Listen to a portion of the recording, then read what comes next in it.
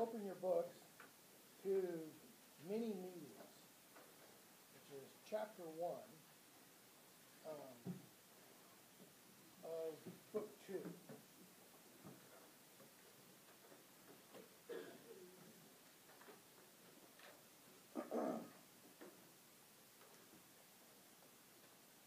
Frodo wakes up. He's in Elrond's house, and he starts talking with Gandalf.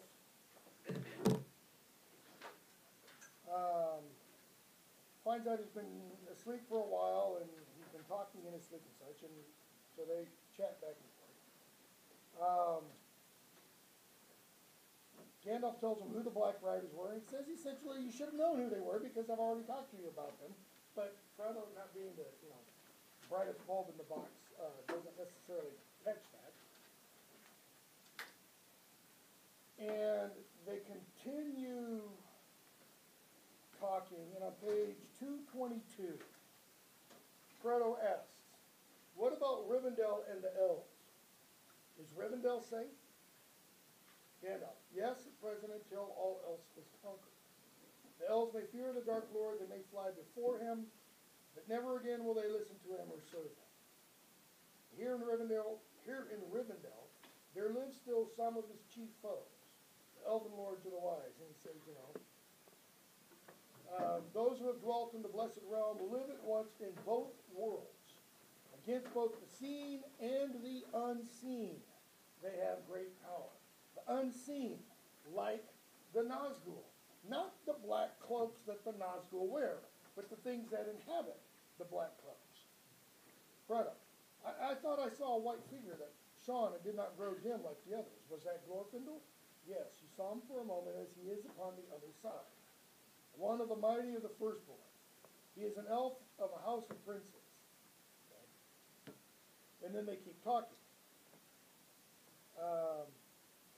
Frodo says, "I haven't any courage to keep up, that is, to continue on, but I'm not worried at the moment. I just want to sit here and kind of sleep and relax and have fun." Gandalf tells him about the flood, about Elrond's command over the river Bruinen, and then how also he added a little touch of his own so that Frodo saw the steeds and the riders and all that kind of stuff. Okay, later on in the chapter, Frodo goes to a meal, and he sees Glorfindel again, bottom of 226. Glorfindel was tall and straight, his hair was a shining gold, his face fair and young and fearless and full of joy, eyes were bright and keen, blah, blah, blah, blah, blah. And then he looks at Elrond, because he's never seen Elrond before. The face of Elrond was ageless, neither old nor young, though in it was written the memory of many things, both glad and sorrowful. His hair was dark as the shadows of twilight. How dark are the shadows of twilight? Pretty dark, right? Notice he doesn't just say, his hair was dark. Tolkien loves simile. And upon it was set a circlet of silver. His eyes were gray as a clear evening, and in them was a light like the light of stars. Venerable he seemed as a king crowned with many winters, and yet hale as a tried warrior in the fullness of his strength. Old, yet young, essentially. Lord of Rivendell, blah, blah, blah, blah, blah. So Frodo then sees Arwen, right, in whom it was said, middle of 227, that the likeness of Luthien had come on earth again. He looks for his friends, he sees Sam, he meets Gloin, Bilbo's friend from The Hobbit, and Gimli, Bilbo's son. Yes, sorry. Oh, it's going to be one of those days. Yes. Bilbo. Gimli, Gloin's son. Gloin, not Gloin. Doesn't rhyme with groin, in other words. Okay? Gloin. Right? And so there's a lot of talk and such that goes on. Strider comes in, and Bilbo sings a song to Strider. Once you get Strider's take on it, and it's a somewhat long song.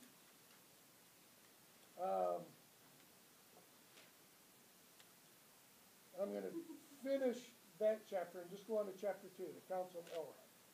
And here's why. There are two all-important chapters in the entire novel. Shadow of the Past and the Council of Elrond. And they are the all-important chapters for this simple reason. They give us the necessary background information that we need. Without those two chapters, it would be almost impossible to follow why what is happening in The Lord of the Rings is happening. Okay? So, the Council of Elrond. It's not an accident also that The Shadow of the Past is the second chapter of the first book. Council of Elrond is the second chapter of the second book. So, we have the Council of Elrond. Notice how different it is from the Council of Elrond in the film. Because what is the Council of Elrond in the film? It's an argument. You know, Frodo pulls out the ring, and they all start jabbering and arguing at each other. Not at all what Tolkien has. So, Frodo goes into the council on page 240. We get the members that are called, those who are there. And actually, the bottom of the first page, bottom of 239. Elrond speaks and says, "Here, my friends, is the hobbit Frodo, son of Drogo. Few have ever come hither through greater peril on an errand more urgent." He then pointed out and named those whom Frodo had not met before. A younger dwarf at Glowenside, his son Gimli, Glorfindel, and several others of Elrond's household, Erestor, Galdor, an elf from the Grey Havens, who had come on an errand from Círdan the Shipwright. Círdan the Shipwright is one of the elves that was awakened at the beginning of the creation of the world. Oh. In other words. Also a strange elf clad in green and brown, legless, a messenger from his father, Thranduil, the king of the elves of northern Mirkwood. Go back and check the Hobbit. A little apart was a tall man, fair, noble face, dark hair, gray-eyed, proud, and stern of glance. In other words, he doesn't put up with any nonsense, so don't push him. Okay? Looks like he'd been on a long journey, etc., etc. And Elrond says, and here's Boromir, a man from the south. He arrived in the morning, that is, this morning, just in time, seemingly, for the Council of Elrond. So, Glowing begins, and he talks about the messenger that they've received from Mordor, who's interested in the rings. And he finishes, and Elrond says, it was a good idea for you to come here, page 242. You will hear today all that you need in order to understand the purposes of the enemy.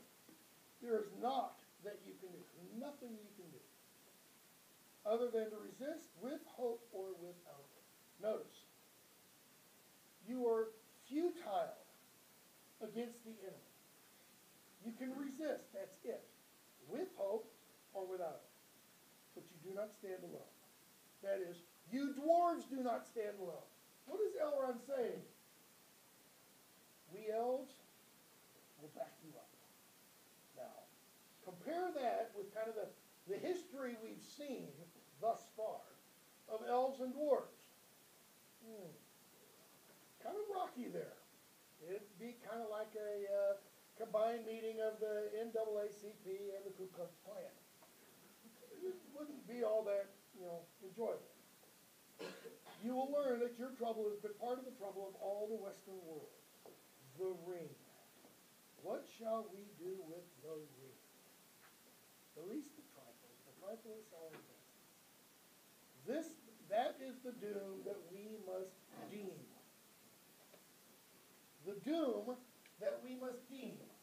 Doom there means judgment. That we must judge.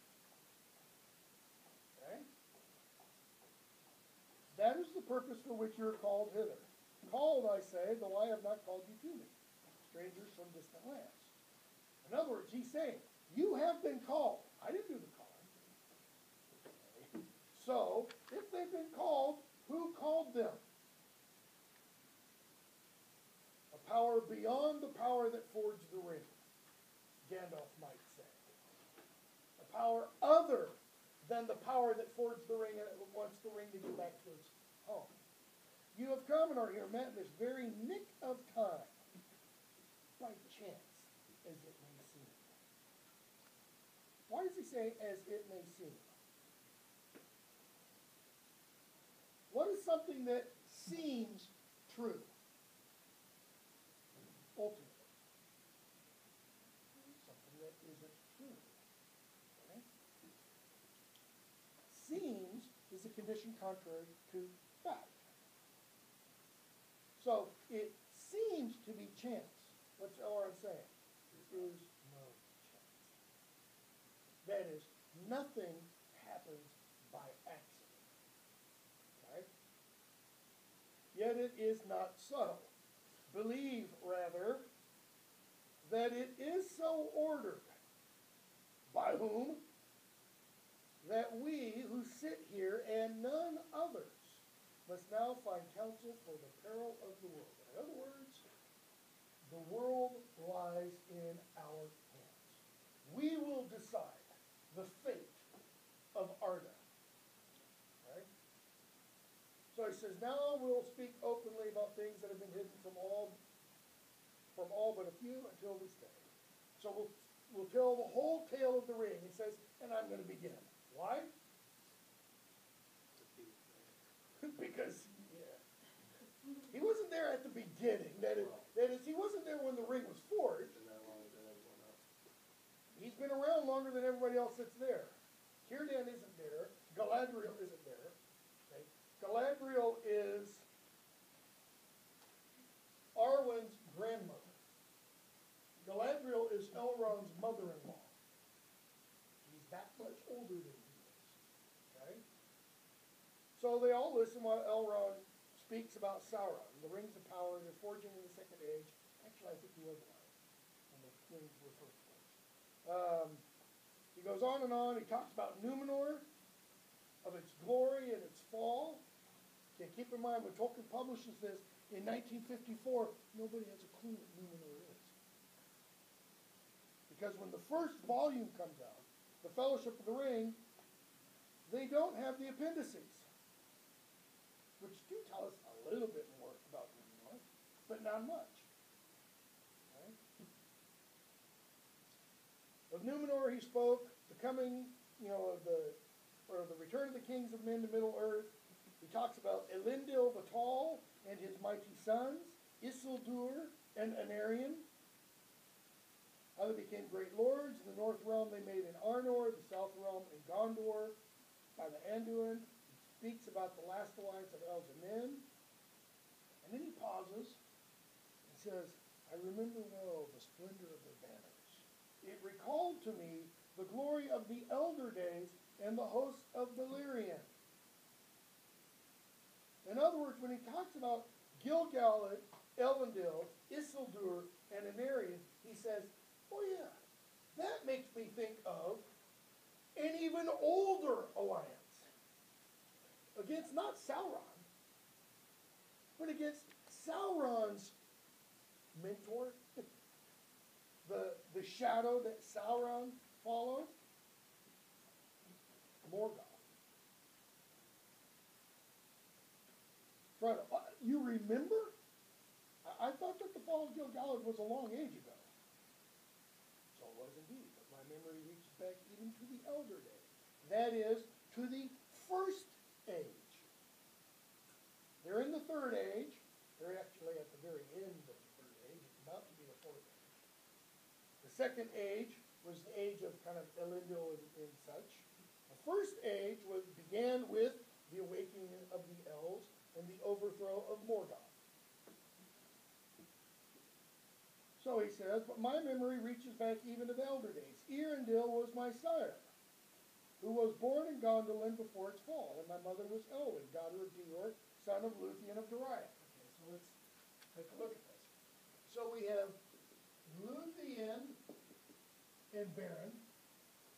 Okay, what does he say?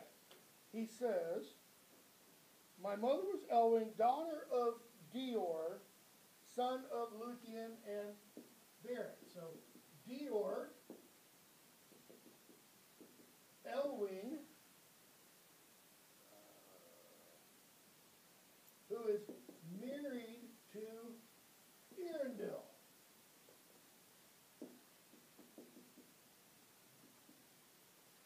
Luthien and Beren were his great-great-grandparents, which makes Arwen, obviously, Luthien's great-great-great-granddaughter. Right? Arwen is going to marry, into the novel, Aragorn, who's descended from whom?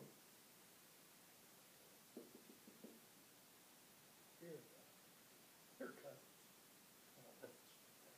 Not Southern story got going on. Right? So he goes on. I was the herald of Gil-galad, marched with his host. I was at the battle of Dagorlad before the Black Gate of Mordor, where we had the mastery, the spear of Gil-galad, the sword of Elendil, Aeglos and Narsil. None could withstand. Aeglos is the name of the spear. Narsil was the name of the sword. I beheld the last combat on the slopes of Orodruin, where Gil-galad died and Elendil fell. Narsil broke beneath him. Sauron himself was overthrown, and Isildur cut the ring from his hand with the hilt shard of his father's sword. Okay. If you can answer this question, I won't say you get an automatic A, but I'll be eternally grateful. What does the ring do to anybody who wears it, except for Tom Bombadil, apparently? What does the ring do to anybody who wears it? It makes him invisible. Thank you. How can Isildur cut the ring off an invisible hand? Does he have a secret X-ray vision? He's not an elf. He doesn't inhabit both worlds. So how can he see Sauron? Sauron clothed himself kind of like the race did. What do you see in the film? Sauron looks like the destroyer character from Thor, metal plated stuff and big claws and all this kind of thing. That might be one of those things that Tolkien says. If he'd had time to work on it more, he would have kind of fixed that. I don't know. It could be because Sauron is a Maya. He is a Maya. Not that he could be. He is a Maya. It could be that the ring doesn't have effect on immortals like that. Okay? I don't think so, because of something we've heard by a previous character in the novel who I don't want to name at this point. So, Boromir breaks in. That's what happened to the ring. We've always wondered down in the south whatever happened to the ring and Isildur and such. And Elrond says, yeah, Isildur, the dirty, rotten, no-name son. Because he should have done what with the ring? He should have thrown it in the fire. Because how far away was he? He was on the mountain. All he had to do was climb to the mountaintop. He says, no, this I will have is Wergil for my father and my brother. Wergil, Tolkien loves to throw in Anglo-Saxon words because he's an Anglo-Saxonist. He spells it incorrectly. He throws in Wergil, which means, literally, it's man gold. What it means is man price. He's going to have it as the price Sauron owes him for having killed his father, right? Elendil, and his brother Merry. And so he keeps it. Okay, we go on a bit. And Elrond tells them, what happened at the end? The Dark Tower, Sauron was diminished, okay? But the Dark Tower was broken, but the foundations weren't removed. Why is that significant? Exactly. You can rebuild upon them. In other words, he didn't do like my ancestor, uncle, did when he marched from Chattanooga to Savannah, or from Atlanta to Savannah, I should say. He didn't sow salt. Kind of kills the ground with everything therein. So he goes on and talks about what happens after the war. Men of Westernessa were diminished. Their city fell into ruin, etc., etc. Gondor endured. But the line of Meneldil, son of Anarion, failed. The tree withered. The blood of the Númenóreans became mingled with that of lesser men. And what he's doing is he's essentially saying, and there aren't any real, true Númenóreans left, and the guys in Gondor are just little puny stick figures compared to the heroes of old. At which point Boromir stands up, because he doesn't like being described this way. He says, I'm from Gondor. And you guys need to know what's happening in Gondor. Believe not that in the land of Gondor the blood of Númenor is spit, nor all its pride and dignity forgotten. Well, the blood is mostly spit, but it still has a lot of pride and dignity. Too much pride, especially in Boromir. So he goes on and he talks about, what great things Gondor has done, how it's been a bulwark against Sauron, and the only reason, you sissy elf types up here in the north have any peace is because we're down there defending everything. And so he tells them about the dream that came to him. Seek for the sword that was broken, page 246. Seek for the sword that was broken, in Imladris it dwells. There shall be counsels taken stronger than mortal spells. There shall be shown a token that doom is near at hand. Isildur's bane shall waken, and the halfling forth shall stand. Notice, doom is near at hand. That is, judgment is coming. There ain't those, and we didn't have a clue what this meant. Why? Because they're not poets. They're warriors now. So he says, my brother wanted to come. Of course, he actually had the vision first. Fairly vindicated him. But my father, didn't want him to come, so I came. And he says, and I've come by roads forgotten. Took a long time. It said, if I remember right, it's something like 110 leagues. Okay? And I don't remember what a league is. It's like 2 miles, something like that. So he says, and I'm tired, and I'm weary, and here you are dissing Gondor, so I'm here to say Gondor is still strong. Right? And so Aragorn stands up. And here in the house of Elrond, more shall be made clear to you. And he throws his sword upon the table that stood before Elrond. And the blade was in 2 pieces.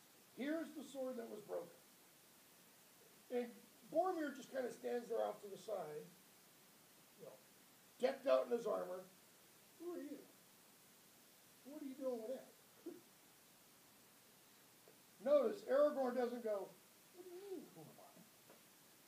You want a piece of me? Come on, let's take it outside here, boy. Aragorn's silent. Why? Why doesn't he stand up for himself? Because he doesn't have the kind of pride that Boromir has. Okay? No. Who defends him? What's the relationship you see between Elrond and Aragorn in Peter Jackson's film version? That's to put it mildly. He's the father figure for Arwen. Because Elrond's about to go all Agent Smith on. If you're familiar with the Matrix. Okay? Elrond. He is Aragorn, son of Arathorn, and he is descended through many fathers from Isildur, Elendil's son of Minas Ithil. That is, he's not even descended from an Aryan. He's descended from the elder brother, meaning direct line to the kingship. He is the chief of the Dunedain in the north, and few are now left of that folk. This is Elrond's way of saying, sit down, boy, and shut up. You don't know who you're messing with.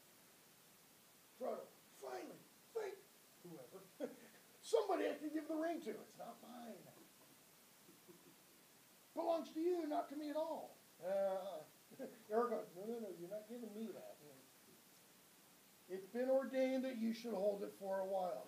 Everybody keeps saying that, It's been ordained, it's meant, it's been so ordered.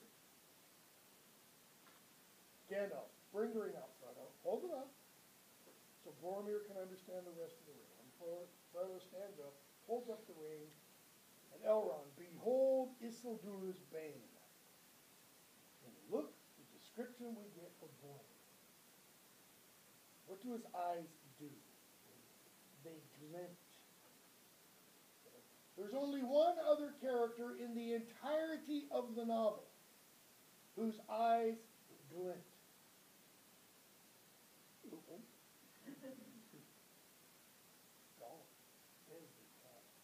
And there's only one set of times or circumstances when Gollum's eyes glint.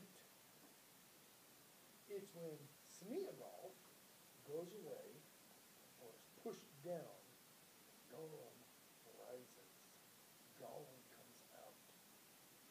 It's every time you know something bad's going to happen because Gollum is in control of the Gollum Smeagol dyad. Right? Boromir, the halfling. Is then the doom of Minas Tirith come at last? Okay, not only is he a poet, but he's not a very bright interpreter of words. Because the poem didn't say that doom of Minas Tirith is near at hand. Okay? So Aragorn corrects him. The words were not the doom of Minas Tirith. But doom and great deeds are indeed at hand. For the sword that was broken is the sword of Elendil that broke beneath him when he fell. It's been treasured by his heirs when all other heirlooms were lost.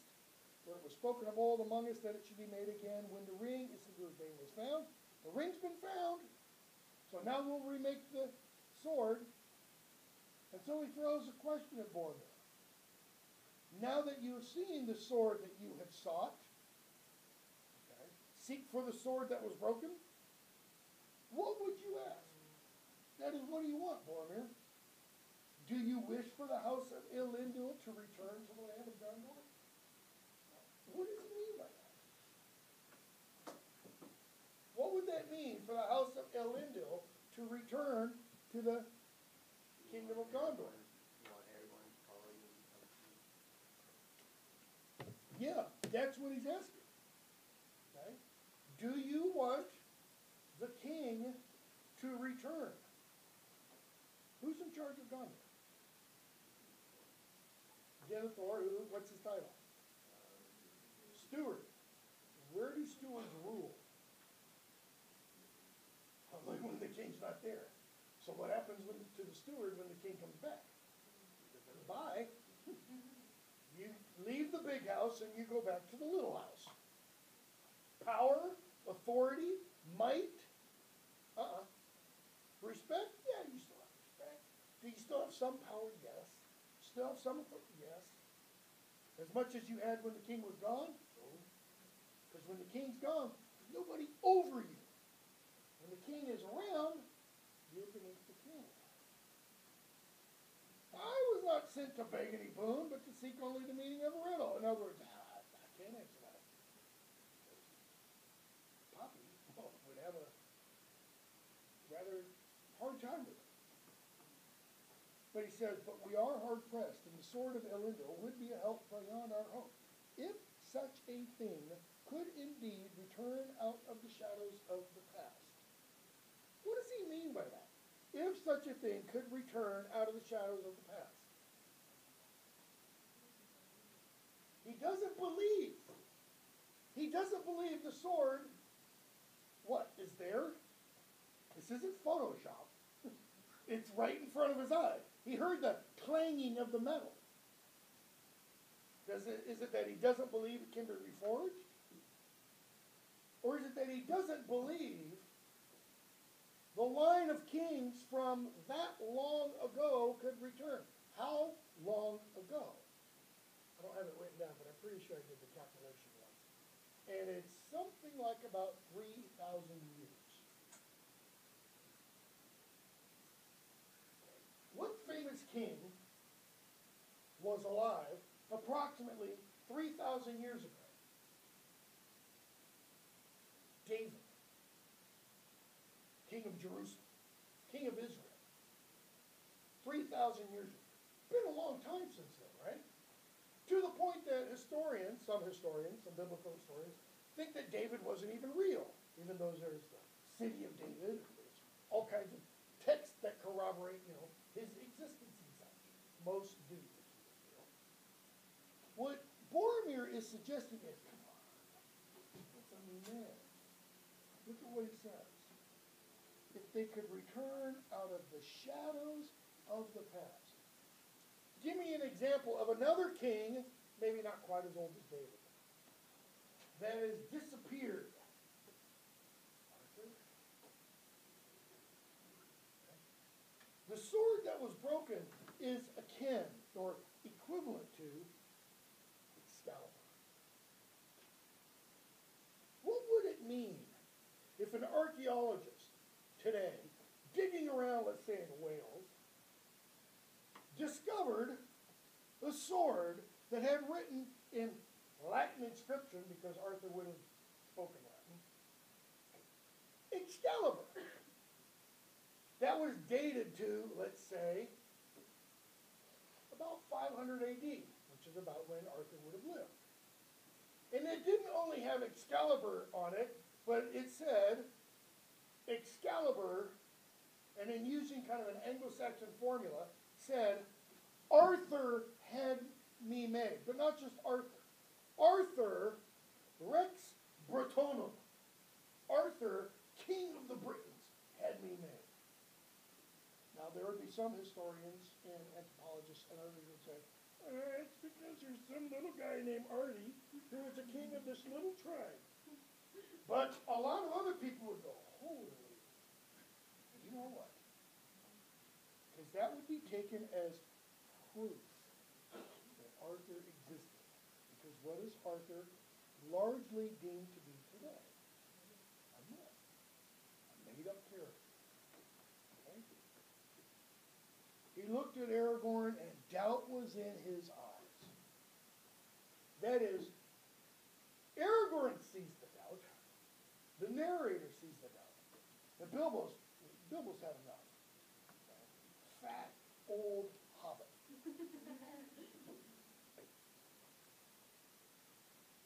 Because he was 111, okay, at his birthday party. And this is how many years later? By now it's at least 18. Yeah, 129, because later on, 17 or 18, about 128, 129. And he's fat because he's been living with the elves. And he stands up. All that is gold does not glitter, not all those who wander are lost. The old that is strong does not wither. Deep roots are not weak that are fall. From the ashes of fire shall be woken. A light from the shadows shall spring. Renewed shall be blade that was broken. The crownless again shall be king. From the ashes a fire shall be woken. What does that mean? Aragorn isn't Isildur himself. He's not Elendil reborn. No, he comes from the line of Isildur and Elendil. In fact, Aragorn is then going to stand up and kind of, shut up, for my part, I forgive you now. Little do I resemble the figures of Elendil and Isildur as they stand carved in their majesty in the halls of Denethor. What does that mean? I've been there. I know what they look like. But I am but the heir of Isildur, not Isildur himself. In other words, I'm just a poor copy. I have had a hard life and a long, and the leagues that lie between here and Gondor are a small part in the count of my journeys. In other words, oh, poor Boromir, you're so tired because you had to go all the way from Gondor to here. Man, for me, that's like crossing the street. How far has he gone? He says, I've crossed many mountains and many rivers, trodden many plains, even into the far countries of Rhûn and Harad, where the stars are strange. Turn for a moment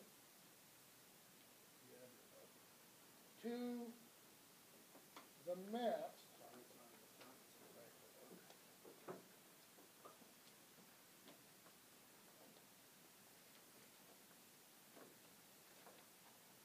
Turn to this map in the back of the book. Where is he talking about? Okay, they are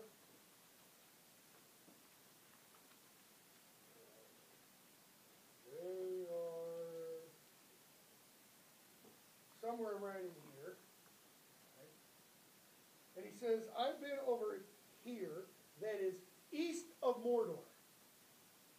You know, the Lonely Mountain is right over in here. This area. He's been way past the Lonely Mountain. And he says, and he's been down in Harad where the stars are strange. Not in near Harad. Okay. But what he means by that, where the stars are strange, where do the stars become strange in our world? When you cross the equator, that's when you see a different set of stars. I don't mean literally you cross the equator, it's like, oh, where did all the stars go? It's totally different. No, but the further south you go, the different the stars become. You go south of the equator, what star do you not see that you navigate by in the north? The North Star. Okay? But he talks about then where his home is. And he says, Boromir, if Gondor has been a stalwart tower, we have played another part. We who? We Dunedain of the north. Many evil things there are that your strong walls and bright swords do not stay. In other words, not all evil is something that can be defended against by military might. You know little of the lands beyond your bounds. Back to that map again.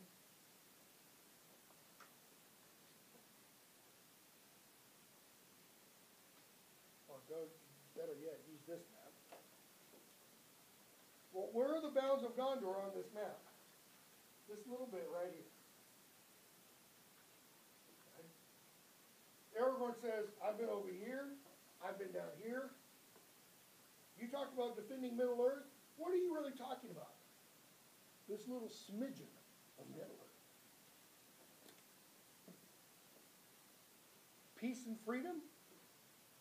The North would have known them little but for us. In other words, you've not done anything for those people in the North. Fear would have destroyed them. Fear. Not military might. Not armies. Fear would have destroyed them. But when dark things come from the houseless hills or creep from sunless woods, they fly from us. That is, these dark things fly from Aragorn and his kind. He doesn't tell us what these dark things are. We don't know if they are orcs. What roads would any dare to tread? What safety would there be in quiet lands or in the homes of simple men at night if the Dunedain were asleep or were all gone into the grave? What is he saying the Dunedain are? You know, you'll see stuff posted to Facebook every now and then by a variety of people who have friends you have on Facebook that talk about our silent sentinels. The Dunedain are sentinels. It's as if he's saying they are posted around the world, and they are the ones keeping the world safe. They're like soldiers on watch so that we can sleep safe at night. Or if you don't want to think of soldiers, they're like the cops, whom we tend to not like because they give us tickets when we speed. Notice, you know, what's the cause and result there. But they're like cops who patrol the streets. They keep us safe. Or mostly keep us safe, unless you live in Chicago. Just saw a thing the other day. More people have died in Chicago since 2001 than have died American forces in Afghanistan since 2001. Think about that. Last year, 535 murders in Chicago. Number one murder rate in the country.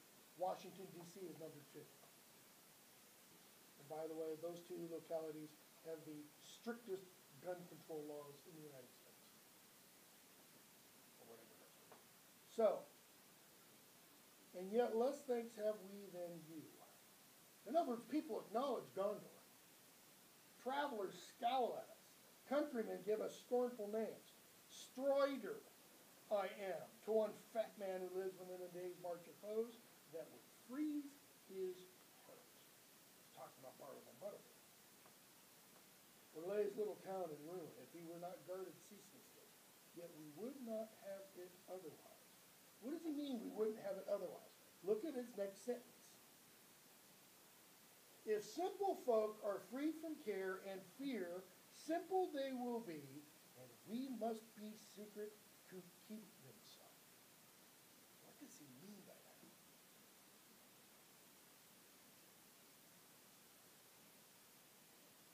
Simple folk are free from care and fear. Simple they will be. That is, simple they will in the future be, and we must be secret to keep them so. It is our job to keep them simple and free from fear. It is our job to ensure, he says, that they go about their lives fat, dumb, and happy, unaware of what is going on outside their borders. He says, we take that job upon ourselves to keep them that way. So, what does that mean? He's saying it's better that they stay simple and free from fear. Now, there's a direct parallel from here to Harry Potter. All right. What is the parallel? What does Hermione attempt to do when she finds out that there are house elves at Hogwarts who cook her meals and clean her room, etc.? What does she want to do for the house elves? Liberate them. Well, you guys are teaching in a second. What else does she want to do? She wants to organize them. She almost wants to make a union out of it. Look for the union label. Hogwarts House Elves, Inc.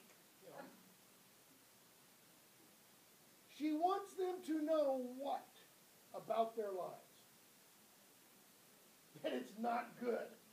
That their lives suck. Don't you realize you could be free? And what? They don't want to be. You could be free like Dobby and unemployed, out of work, but you're free. I'd be hungry, but you're free. In other words, Hermione thinks she knows what's best for the house elves by making them aware of their current state of slavery, her terminology. Okay? Aragorn isn't saying he knows what's best for these people, but he is saying if they are simple and without fear, then they should remain without fear. What's better, to live in fear or to live in ignorance? Everybody's familiar with that phrase. Ignorance is bliss. Why? Not knowing is bliss. Not knowing what? There's a question. Not knowing lots of things.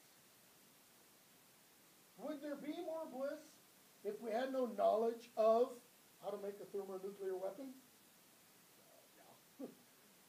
Would there be more bliss if we had no knowledge of how to make chemical weapons? Yeah. Would there be more bliss if we had no knowledge of how to make biological weapons? Yeah. Would there be more bliss if Alfred Nobel had never invented dynamite? Well, that's why he came up with the Nobel Peace Prize. He's trying to assuage his guilt because he saw the hundreds of thousands that died as a result of his little invention. Okay? That has been the task of my kindred, while the years have lengthened and the grass has grown. The years have lengthened and the grass has grown. What's he talking about? While the past has thrown up shadows. You talk about the shadows of the past, Boromir. Well, here's what we've been doing from the shadows of the past on. But now the world is changing once again. A new hour comes. Isildur's bane is found. Battle is at hand. The sword shall be reforged.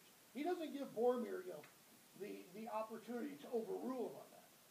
I will come to Minas Tirith. Not, may I come to Minas Tirith? No, when he says I will come, he's saying, and don't get in my way. I will come to Minas Tirith means, and I will come bringing my big shiny sword with me and my name that comes with me. I am Aragorn, son of Arathorn, heir of Elendil, Isildur's son. Okay, heir of Isildur, Elendil's son. And I'm called Elfstone, Elisar, chief of the Dunedain, he says later on to Éomer. And Éomer's like, whoa. Okay. Boromir, okay, you say Isildur's bane is found. I've seen a ring. How do I know it's really the ring? How do the wise know that this ring is his? And how did it get to him? This is Boromir's way of saying, why not me? What's Frodo been asking all along? Why me, God? Or whomever. Boromir saying, should have been mine. Okay. Elrond, that'll be told. Bilbo, not yet. Time for lunch. So Bilbo tells his tale. And then Galdor speaks. And he wants to know, what about Saruman? Why isn't he here? He is learned in the lore of the rings, page 250 at the top. What's his counsel?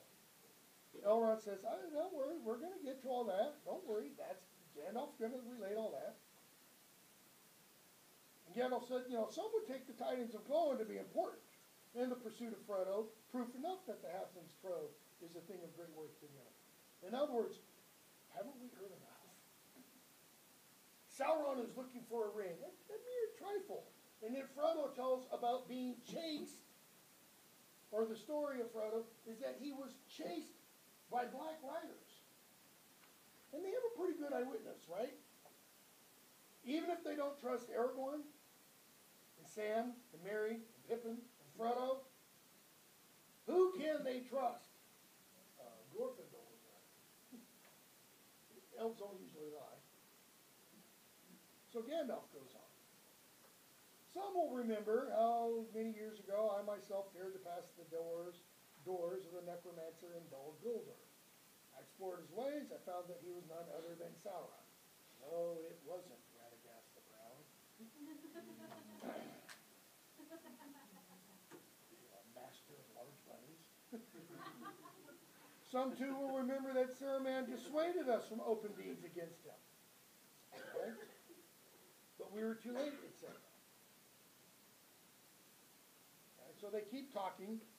Gandalf talks about having found Gollum and such. And then how he went down to Gondor. He looked in the records at Gondor. And he found a manuscript by Isildur who heated the ring, or who saw the ring right after it was cut from Sauron's finger, so it was hot. And he read the little letters inside. Gandalf said, so I knew there was only one more test to do. He found Gollum, etc., etc. He says, finally on page 254, and if Gollum's very fact that he's still alive isn't proof that this is one of the great rings, little side note, how old is Gollum? He's over 600 years old. If he's a hobbit, Bilbo doesn't have a chance of beating the old Took's record. Yeah, he can beat the old Took's record. He can't beat the old Gollum's record, however. So he says, all one would have to do is heat up the ring to see if it had these little fiery letters. He says, and that I have had the strength and will to do. And this is what I've read. Ashnaz Durbatulek, Ashnaz Gimbatulek, Ashnaz Flakatulek, Agburzim Ishika. Klimpatur. Oh, you know, the lights suddenly dim. It's like there's a little, thunder outside. And Elrond's all pissed off. How dare you speak that language in Rivendell? Gandalf, well, let's hope that no one ever speaks it here again. In other words, you don't want to speak German? You better learn to fight the Germans. You don't want everybody speaking Mordor? Then you better stop Mordor. But I don't ask for your pardon, Elrond. For if that tongue is not soon to be heard in every corner of the West, then let all put doubt aside. But this is indeed the One Ring. One ring to rule them all, one ring to find them, one ring to bring them all, and in the darkness bind them. Notice this isn't going to be a pleasant, happy slavery. This isn't Loki coming and saying, come on, your natural state is on your knees. This is everybody becoming like orcs. Essentially. Right? And he goes, no, I learned more from Gollum. Yes, he did go down to Sauron. Yes, Sauron knows about the Shire. And then you go, well, what happened to Gollum? He says, oh, we gave him the elves and Legos Pandos.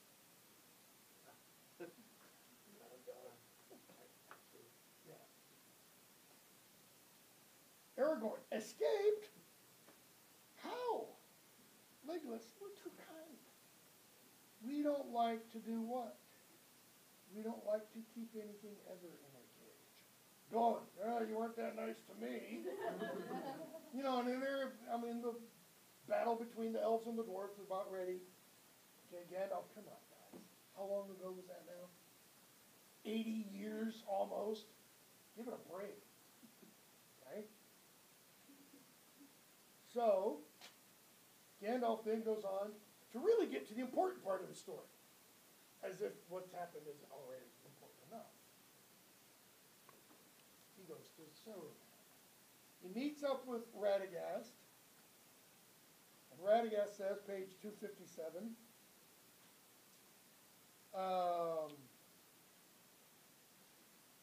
well, take the back.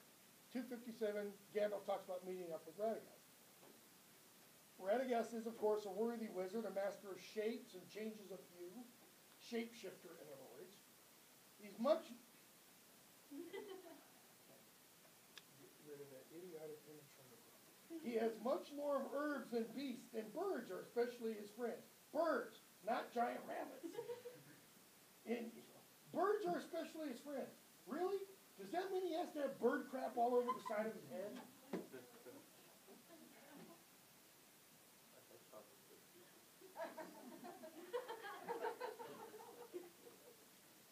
So Radagast says, you must go now. I've wasted time looking for you. Days are running short. I was told to find you before midsummer. It's already here. So Gandalf tells Radagast what to do, and Gandalf goes to Saruman. And Gandalf goes to Saruman and says, Radagast sent me. Radagast. Bottom of 258. Told you it was going to take a long time for this chapter. Radagast the Brown. Radagast the Bird Tamer. Radagast the Simple. Well, yeah, Peter Jackson. Radagast the Idiot. Radagast the Fool. That he had just the wit to play the part that I said. In other words, the wit was to entice you here. And here you are, Gandalf the Grey, and here you will stay. For I am Saruman the Wise, Saruman Ringmaker, Saruman of many colors. Okay, do wise people call themselves wise?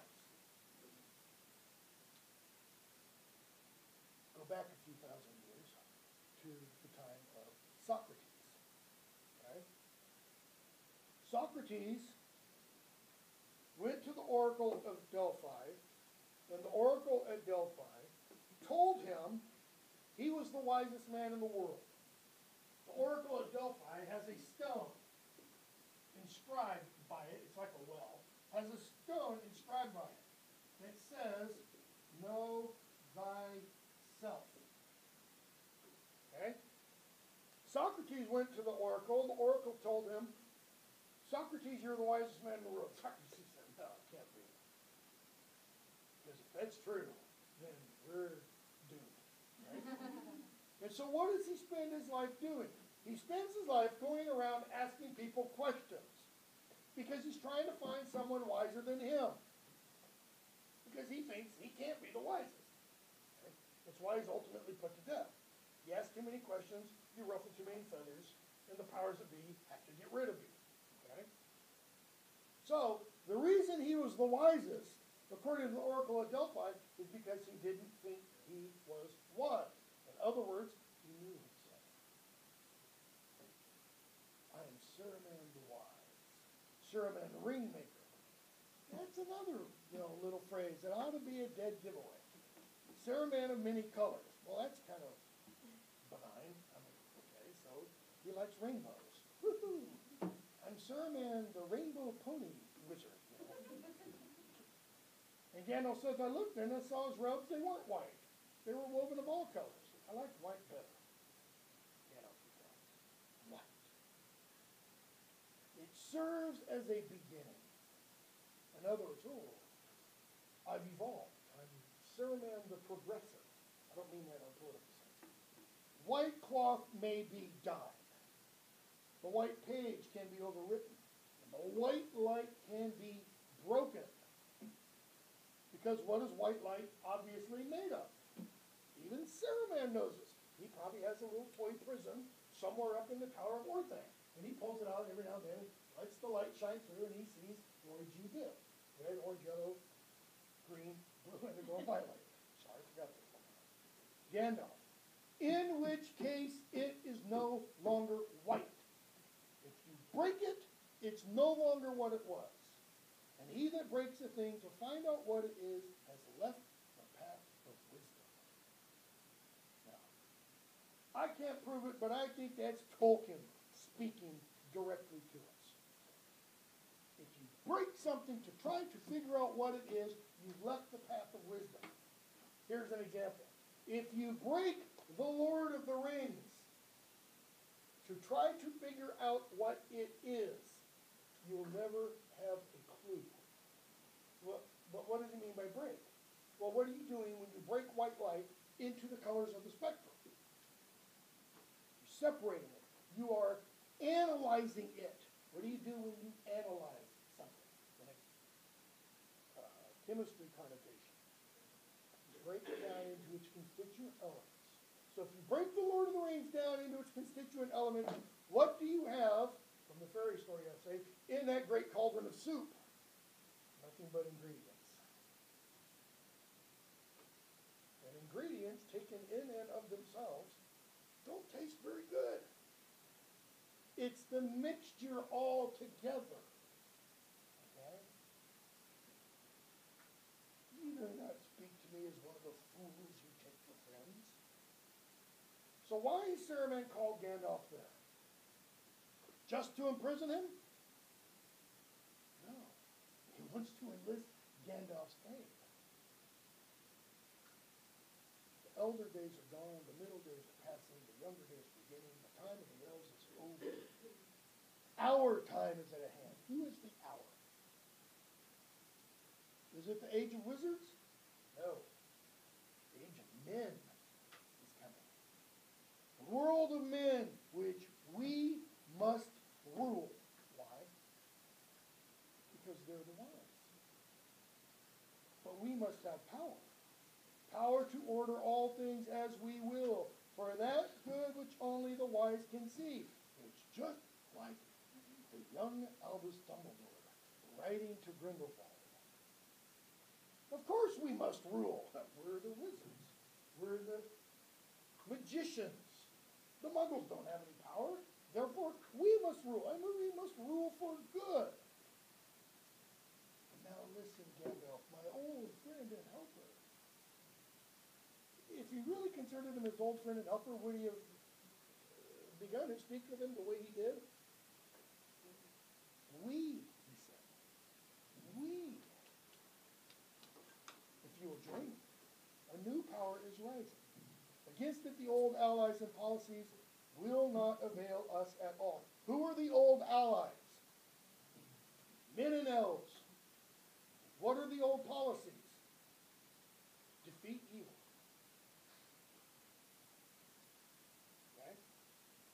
Ronald Reagan once famously said, talking about the Soviet Union, I have one simple goal in terms of our relationship with the Soviet Union. We win, they lose. That's it.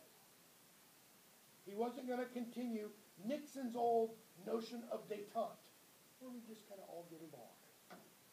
Because Reagan believed we can't just get along. Why?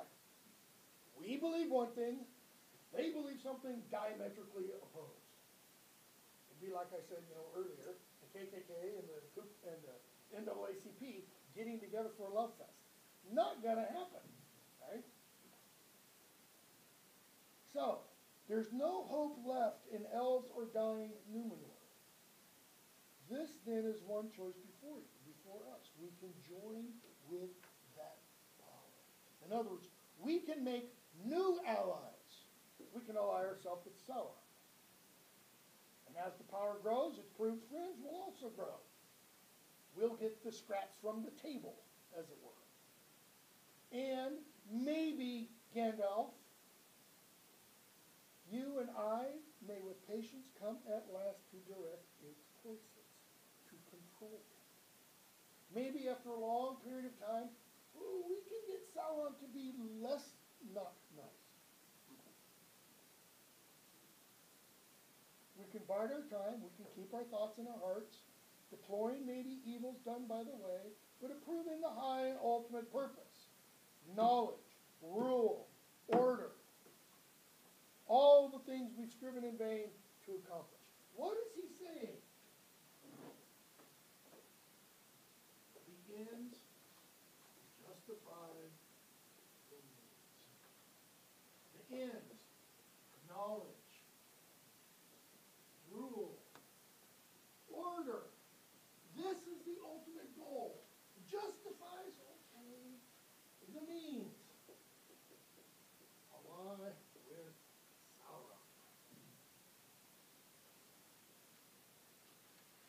Okay? That's it. That's what he's saying. But Gandalf says,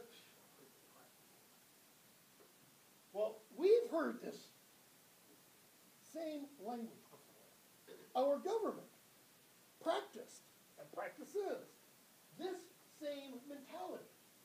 Back in the, when was this?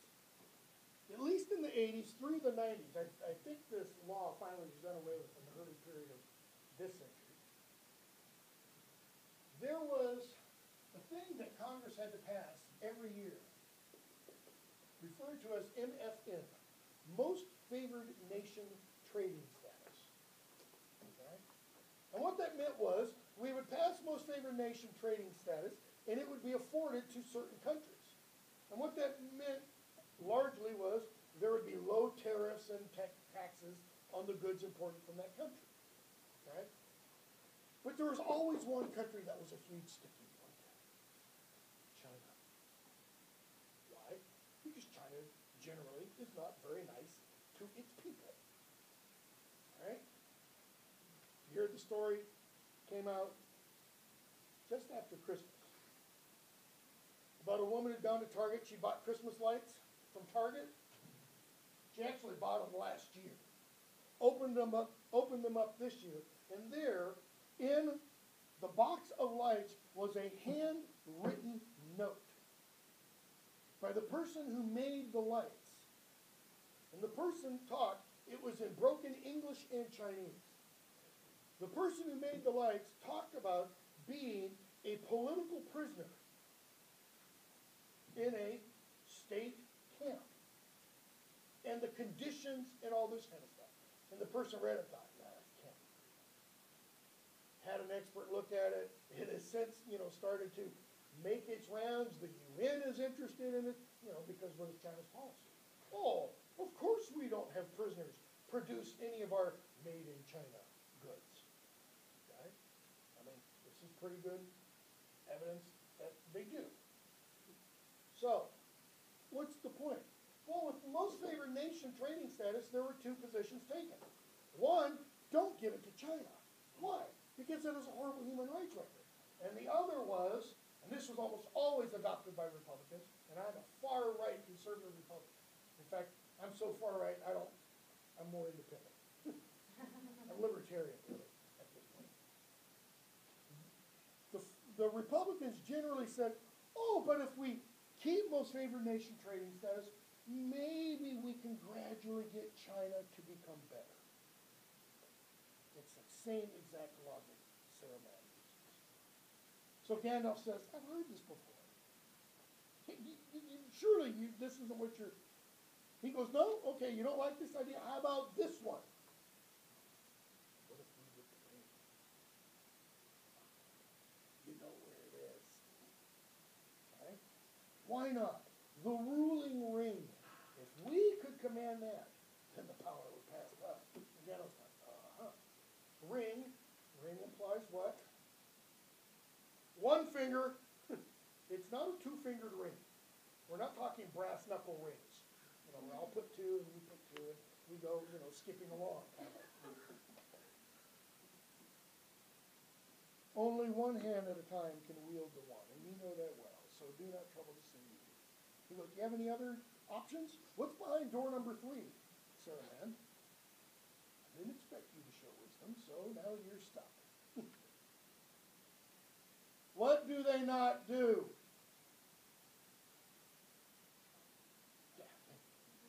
We don't see the Middle Earth version of Yoda and Count Dooku, going, what?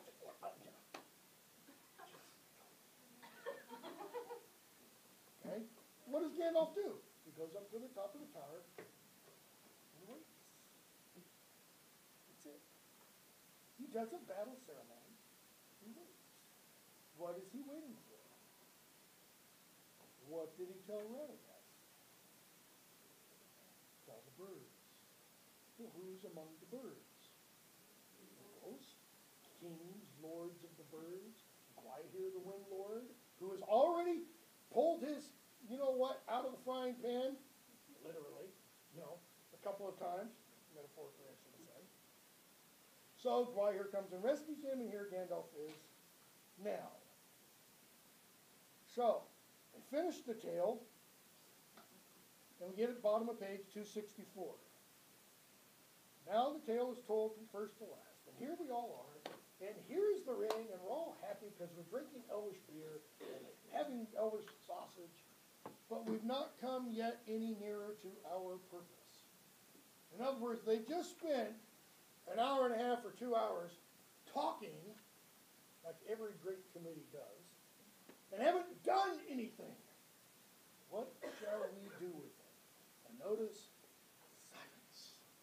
Nobody steps up and says, I'll take the ring. Boromir doesn't. Aragorn doesn't. Frodo's trying to slink down as low in his chair as he possibly can. And Elrond finally speaks. Boy, this is bad news. I hope we can trust Saruman. Okay? And he says, but something Frodo mentioned earlier. Tom Bombadil. Hadn't thought about him in ages. Which for Elrond means a hell of a long time. Okay? I've forgotten Bombadil. If indeed this is still the same that walked the woods and hills long ago, and even then was older than the old. That wasn't his name, though. Yarwin bin Adar. Kind of interesting he has a name, bin Adar. Why? It's Hebrew. It's Hebrew. So you have this Middle English guy, Middle Earth guy, who has a name from Hebrew. What does bin Adar mean? Son or man of earth. Is he like the earth god? Is he the personification and representation of the earth itself? Who knows? He said, I should have summoned him. Well, notice Elrond doesn't say he summoned anybody else, but they were called mystically. Gandalf, who would have come? Well, shouldn't we ask? Aristor asks. Gandalf, no. But he has power of the ring. Gandalf, no, I wouldn't put it that way. I'd say rather the ring has no power over him. Why? He's his own master. himself alone remains one. He is his own. Okay, if he's his own master, then who is he? Because he ain't one of us. He cannot alter the ring itself nor break its power over others. And now he's withdrawn into a little land within bounds that he has set. Notice what he's done?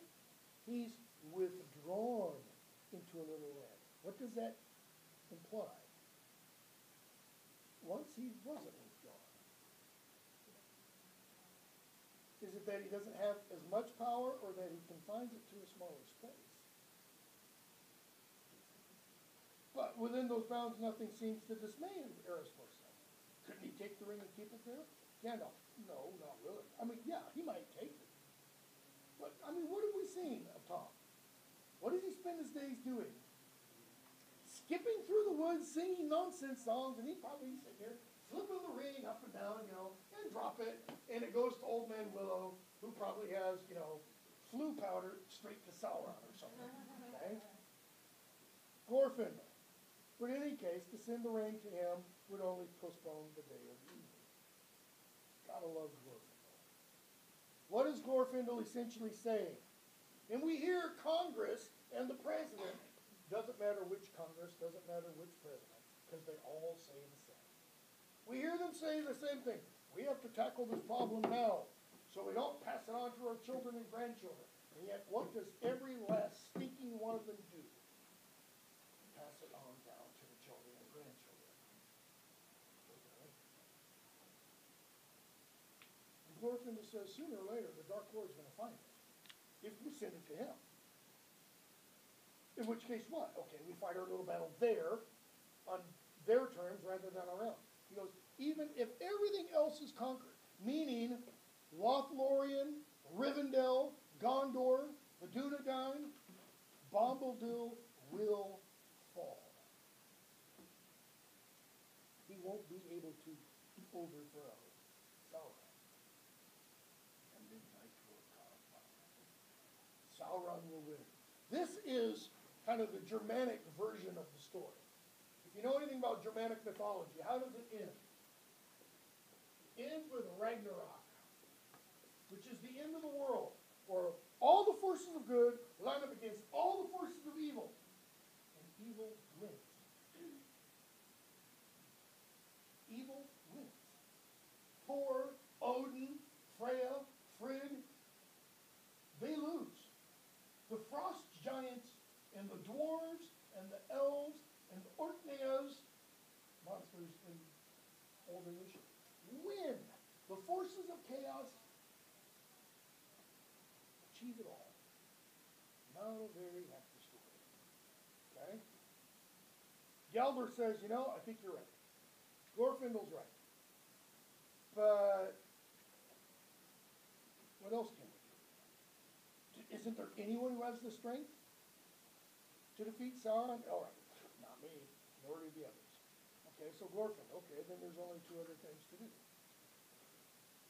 Send it over the sea. Yeah, that's the idea. Let's give it to the gods. Let Manwë and Varda take care of it. Or destroy it. Elrond. Gandalf has already said, we can't destroy it by any craft we here possess. And they who dwell beyond the sea would not receive it. Why? It's not their problem. It's not their problem. This is the difference Tolkien throws in between his Catholic theology and belief system and the belief system, let's say, of Middle-earth. Okay? If Tolkien wanted to allegorize this, what would he do? Manwë, maybe, or Iluvatar would do what? Come into Middle-earth himself and solve the problem. Like God coming into earth, solving the problem as Christ. But that's not what happens. So Glorfindel says, okay, so if we can't send it over the sea and we can't destroy it here, okay, I came up with a third option. Let's throw it in the ocean. It's deep, like we did with Megatron. Yeah, that's it. We'll throw it into the abyss. Gandalf, won't be safe forever. Why? What does the ocean have a habit of doing? Spitting up stuff. It would be found. Okay, so what are we going to do? What do they keep coming back to? I don't know. What do you want to do? I don't know. What do you want to do? Elrond, okay, top of 267. There's only one thing to do. To take a hard road, a road unforeseen. There lies our hope. To walk in the peril to mortal, we must send the ring to the fire. We must send the ring to Sauron's home to destroy it. Yeah, that's a road unlooked for. No one's going to expect them to do anything that stupid. Silence fell again, because everybody's going, oh, gee, look at the time. I better get ready to,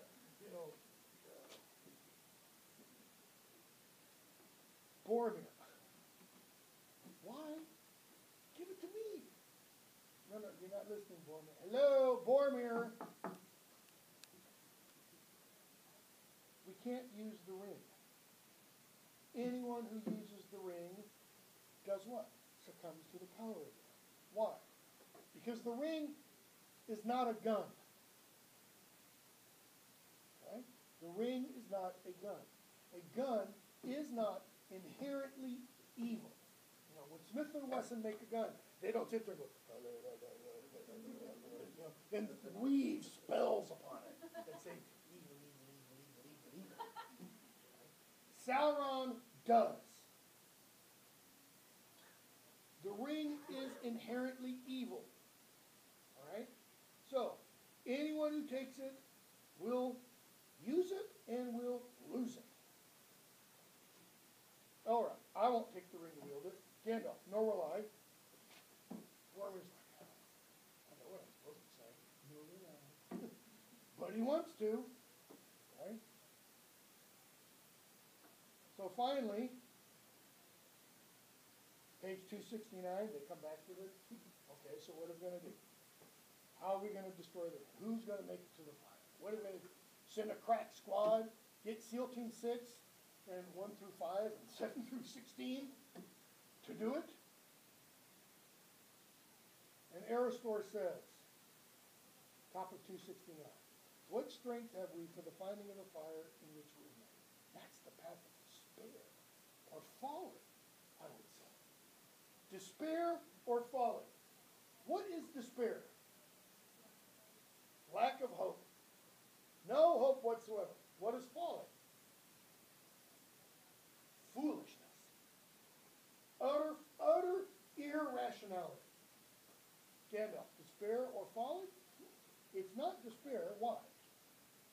Because despair is for those who see the end beyond all doubt. Who sees the end beyond all doubt? Nobody. Even the wise cannot see all ends. Daniel says. If I walked into class one day with I don't know why I'm on a gun fetish here. I walked in class one day with a gun, and I sit here and I point it at him, and I cock it, and I have my finger on the trigger. Is he right to be full of despair? No. He doesn't know I'm going to pull the trigger. It might just be a useful teaching exercise. Okay? He doesn't know I'm going to. When does he know I'm going to pull the trigger? Click. When I pull the trigger. Then you can despair. You'll have about 100,000th of a second to go. Oof. And then, okay? No one is Gandalf's point. Okay? It is wisdom to recognize necessity when all other courses have been weighed. Well, what are all the other courses? They have none. There's nothing else they can possibly do with the ring and achieve victory. In other words, victory cannot be achieved. How? Through force. Which Gandalf's going to tell them again and another council outside Minas Tirith. They have one hope to destroy the ring. It's not despair. Is it foolish? Yeah, most people would say that's not very smart. I mean, because you're marching into your enemy's kingdom and going to his birthplace, as it were, and knocking on the door and saying, where's the fireplace? So, he says, let folly be our cloak. A veil before the eyes of the enemy. Because what does Sauron expect? For them to use it. Why does he expect that? Okay, why else? What would he do? He'd use it. He would use it. It's folly only because Sauron would never consider that someone else would do what they are planning to do. It cannot enter his mind that anyone would think of destroying this thing. Okay? So Sauron says, but somebody's got to do it. Gandalf's right. Somebody's got to do it. Notice Sauron doesn't go, okay. This is my house. The ring, I'll take it. No. And so there's silence again. Bill goes, fine, I'll take it. Shut up, Bill. You're too old and fat.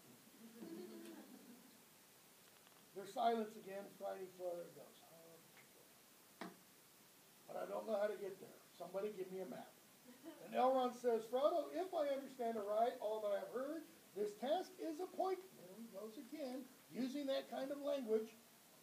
Appointed for you. And if you don't find a way, no one will. Why? Because Kate Blanchett tells us in the voice of Galadriel that, oh, even little people can do big things. Talk about trite language. This is the hour of the Shire folk, when they arise from their quiet fields to shake the towers and castles of the great. That is not, little people can do big things. Because what is Tolkien's point? Does it have to do with size? No. What does it have to do with?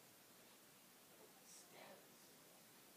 That is, ordinary people can do great things that shake the councils of the great.